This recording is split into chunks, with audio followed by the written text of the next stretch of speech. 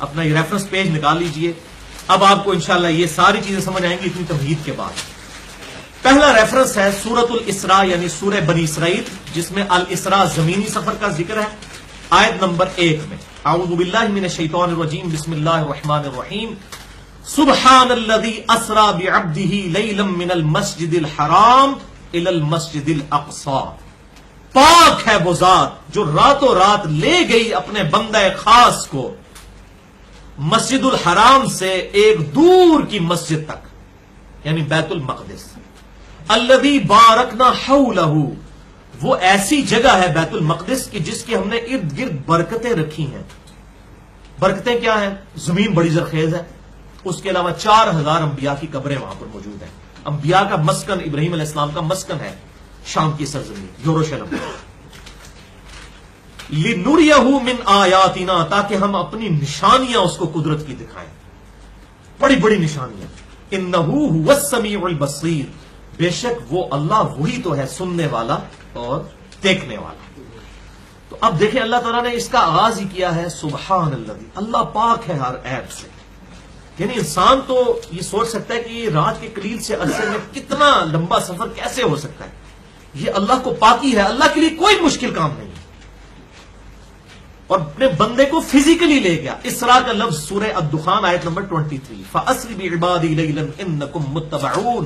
اے موسیٰ رات کے وقت میرے بندوں کو لے کر نکلو، یہ فرعونی تمہارا پیچھا کریں گے. تو وہ فزیکلی لے کر نکلے تھے نہ کہ روحانی طور پر. تو یہ اسراء کا لفظ بھی آ گیا اس میں. بھائیو مسجد اقصی کا مطلب ہے دور کی مسجد. یہ مسجد اقصی تو حضور کے زمانے میں موجود نہیں تھی صلی اللہ علیہ وسلم. بیت المقدس ہی سے کہا جاتا تھا یروشلم. یہ مسجد اقصی بعد میں بنائی گئی ہے. اقصی عربی میں کہتے ہیں لغت کے معنوں میں ہے کہ دور کی مسجد. تو مسجد الحرام سے اس کا فاصلہ زمینی سفر 2000 کلومیٹر بنتا ہے، اور ایریل ڈسٹنس ہوائی جہاز کا سفر بھی 1200 کلومیٹر بنتا ہے. اتنا بڑا سفر ایک رات میں، اور وہاں سے پھر آسمانوں تک. یہ تو اللہ تعالیٰ کی طرف سے خاص معجزہ تھا، کوئی امیجن نہیں کر سکتا اس چیز کو. تو یہ بیت المقدس تک لے جایا گیا آپ صلی اللہ علیہ وسلم کو، اور وہاں سے سدرۃ المنتہا تک. سدرۃ المنتہا والا جو سفر ہے اس کا ذکر سورۃ النجم کے اندر موجود ہے. یہ جو ذکر ہے یہاں پر یہ ہے الاسراء کا، زمینی سفر کا.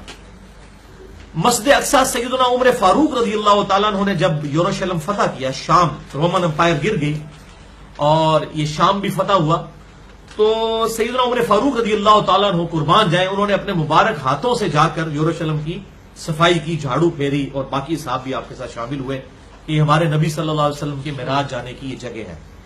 اور وہاں پر انہوں نے ایک پریئر ہال اس وقت قائم کر دیا، اس کو مسجد اقصی کا نام دیا گیا. اور بعد میں خلیفہ جو تھا اموی خلیفہ ولید بن عبد الملک بن مروان جو تھا، اور اس نے شروع کروایا. اس کے بیٹے ولید بن عبد الملک کے دور میں آپ صلی اللہ علیہ وسلم کی وفات کے تقریباً 70-80 سال کے بعد یہ مسجد اقصی مکمل ہوئی. اور یہ ہم جسے عموماً مسجد اقصی کی تصویر سمجھ رہے ہوتے ہیں، وہ مسجد اقصی نہیں ہے.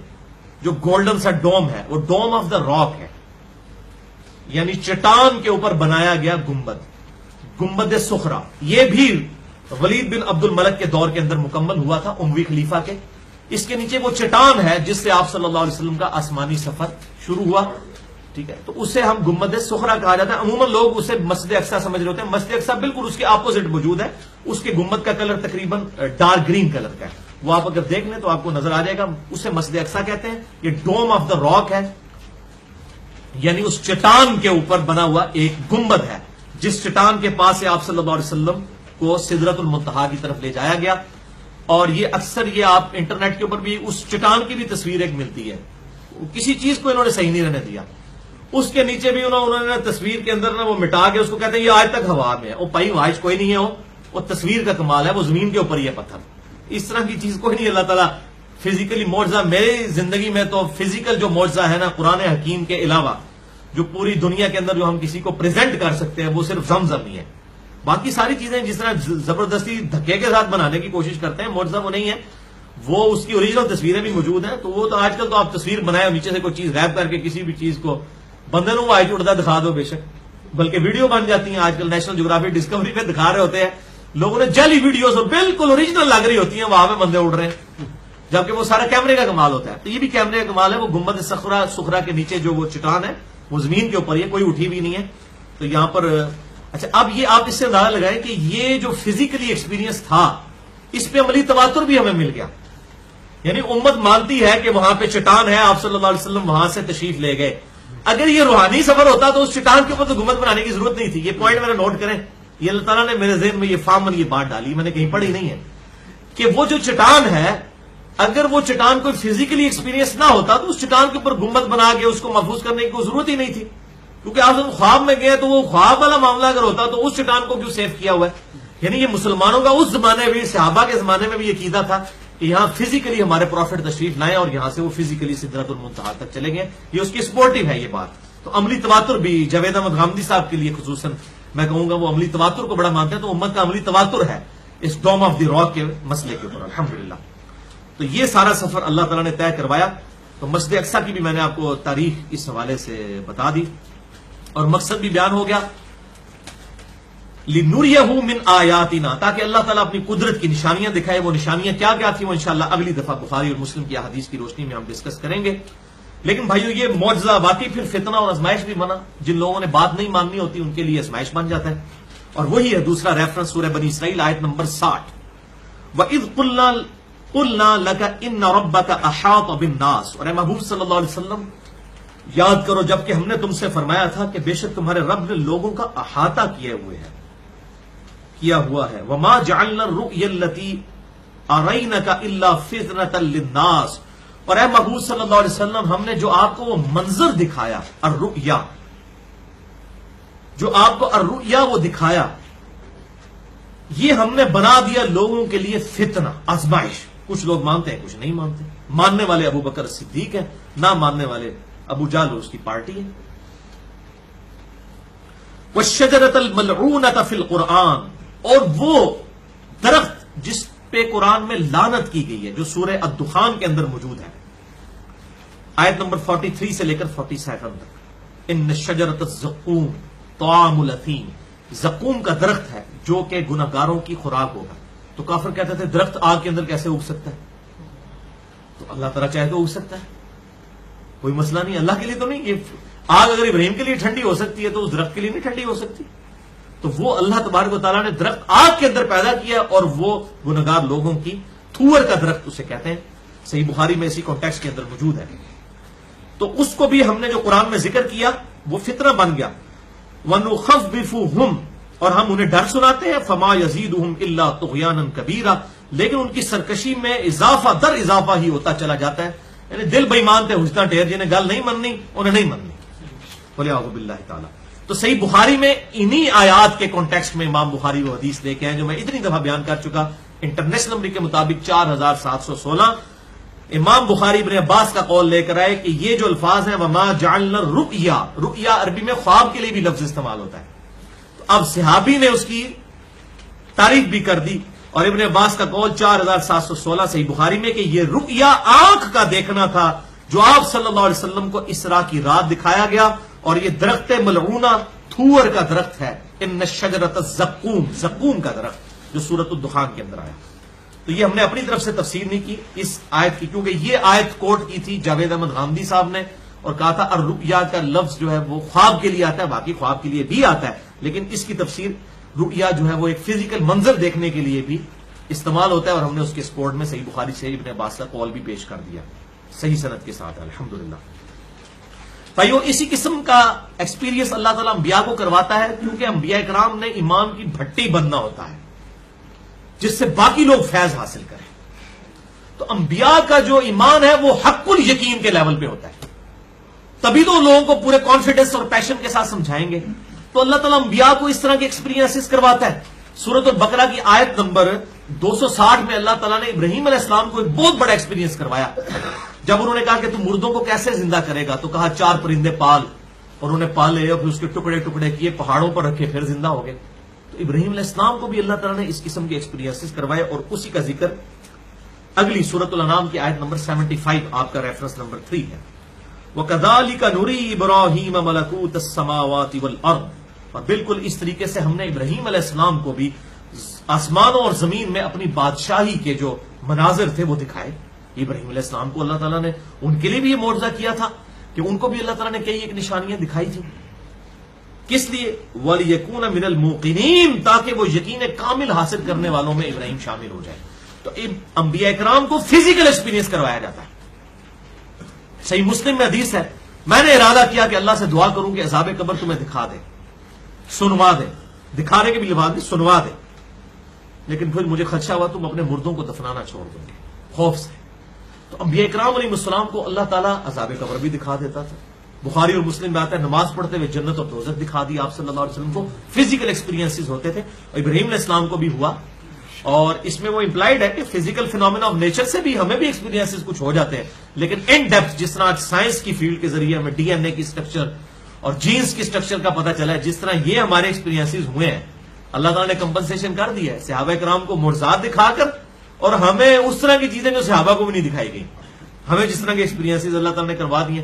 یعنی اس وقت لوگ سوچتے ہوں گے کہ یار یہ جو قیامت والے دن نامہ مال کس طرح سامنے رکھا جائے گا. آج یہ دیکھ لیں، یہ ویب کیم کے اوپر میری ویڈیو بن رہی ہے، سب لوگ دیکھیں گے، الحمدللہ ہزاروں لاکھوں لوگ دیکھیں گے، یہ چیزیں سیو ہو رہی ہیں. تو انسان نے اتنی مادی ترقی کر لی ہے الحمدللہ، تو روحانی ترقی تو اس سے بدرجہ اولا اوپر ہے. اب بھائیو آخری دو ریفرنسز جو ہیں وہ المعراج سے ریلیٹڈ ہیں.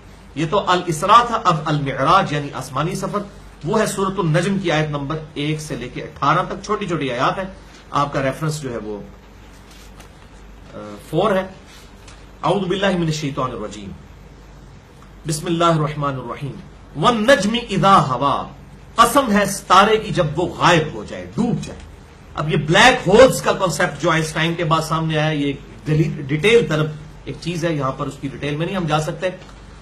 کہ اللہ تعالیٰ فرماتا ہے مجھے اس چیز کی قسم، اس ستارے کی جو کہ غائب ہو جاتا ہے. پوری پوری گلیکسیز بلیک ہولز میں غائب ہو جاتی ہیں. ما ضل صاحبکم وما غوا، تمہارے نبی نہ کبھی بہکے ہیں نہ کبھی بہرا چلے ہیں.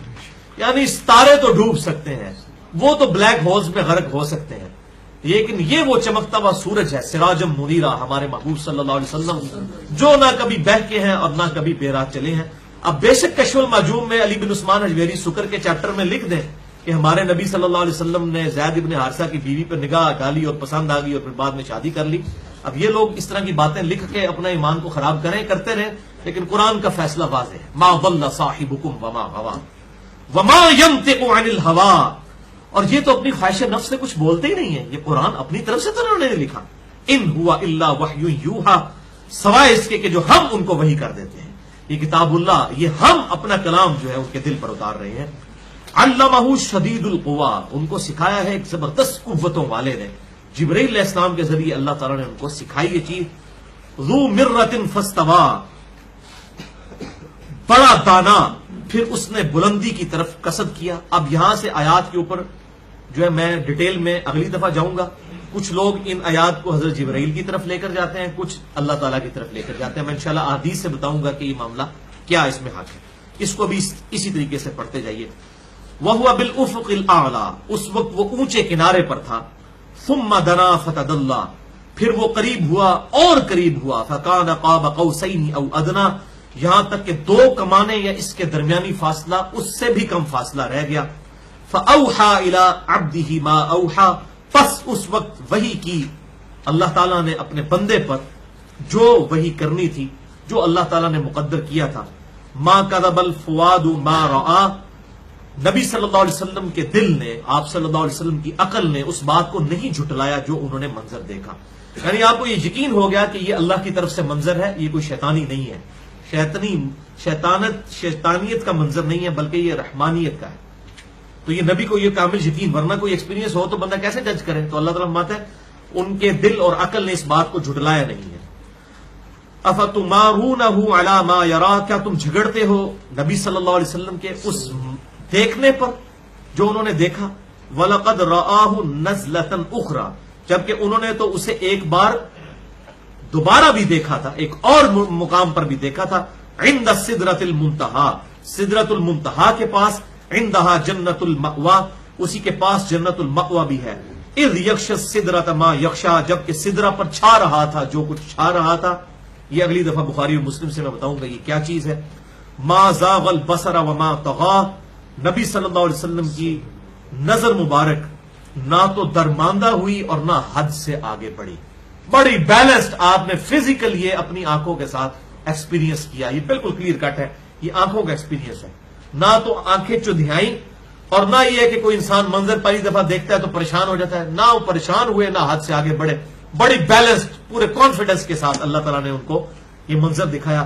لقد رآ من آیات ربہ الکبریٰ, بے شک اس میں کوئی شک ہی نہیں ہے کہ انہوں نے اپنے رب کی بڑی بڑی نشانیاں دیکھی. اور پائی خواب کی تھو ہے, کلیئر کٹ ہے.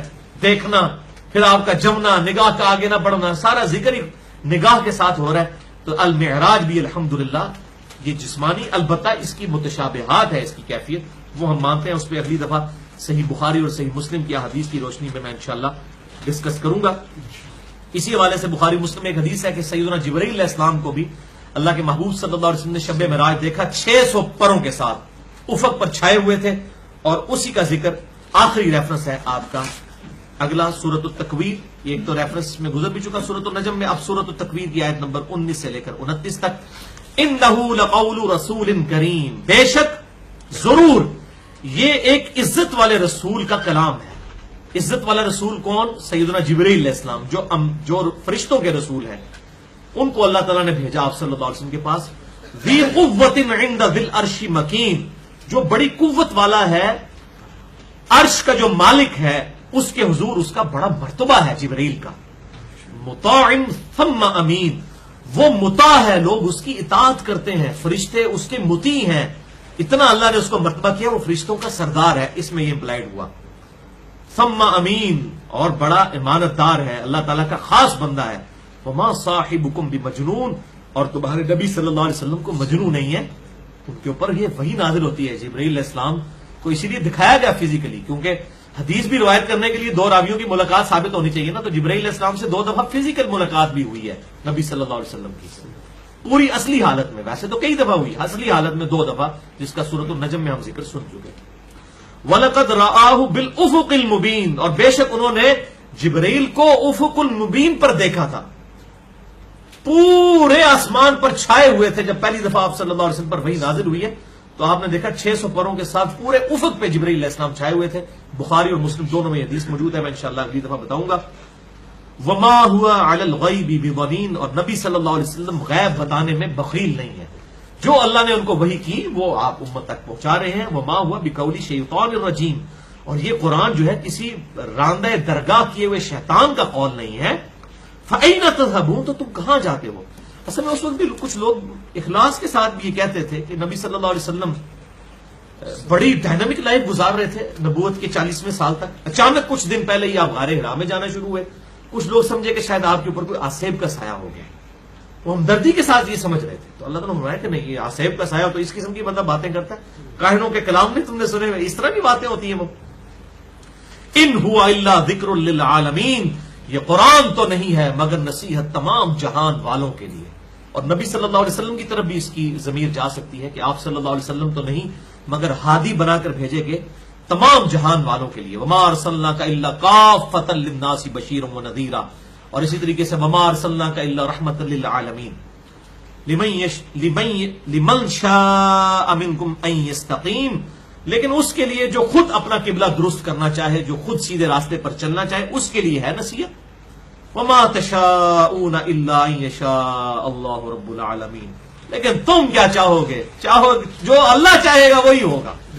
مراد یہ کہ کوئی خالصتاً اپنی مرضی سے کوئی حق پر قائم نہیں رہ سکتا. اللہ کی توفیق بھی, البتہ کوشش انسان کی ہوتی ہے. یہ نہ سمجھیں کہ یہ مسئلہ تقدیر پہ اسی لیے میں نے 6 گھنٹے کے لیکچر دیے ہیں, مسئلہ 103 اور 104 A, B اور C, کہ یہ تقدیر کے معاملات اس طریقے سے نہیں ہے کہ انسان اللہ پر ہاتھ بات ڈال دے گا. اللہ نے اختیار دیا. سورۃ الدہر کے اندر آیا انا ہدیناہ السبیل اما شاکرا و اما کفورا, ہم نے ہدایت کا راستہ واضح کر دیا, چاہو تو مانو چاہے انکار کرو, تمہاری اپنی مرضی ہے. تو اللہ تعالیٰ کسی کو گمراہ نہیں کرتا. وریاض باللہ تعالیٰ, ایسا کوئی نظریہ جو ہے وہ بالکل ایکسیپٹیبل نہیں ہے. باقی ڈیٹیلز انشاءاللہ اگلے 2 لیکچرز میں صحیح بخاری اور صحیح مسلم کی احادیث کی روشنی میں انشاءاللہ تعالیٰ. اللہ تعالیٰ سے دعا ہے جو حق بات میں نے کہی اللہ تعالیٰ ہمارے دلوں میں راسخ فرمائے. اگر جذبات میں میرے منہ سے کوئی غلط بات نکل گئی تو اللہ تعالیٰ ہمارے دلوں سے محو کر دے. ہمیں کتاب و سنت کی تعلیمات پر عمل کر کے دوسرے بھائیوں تک پہنچانے کی توفیق عطا فرمائے. سبحانک اللہم و بحمدک, اشہد ان لا الہ الا انت, استغفرک و اتوب الیک, وما علینا الا البلاغ المبین.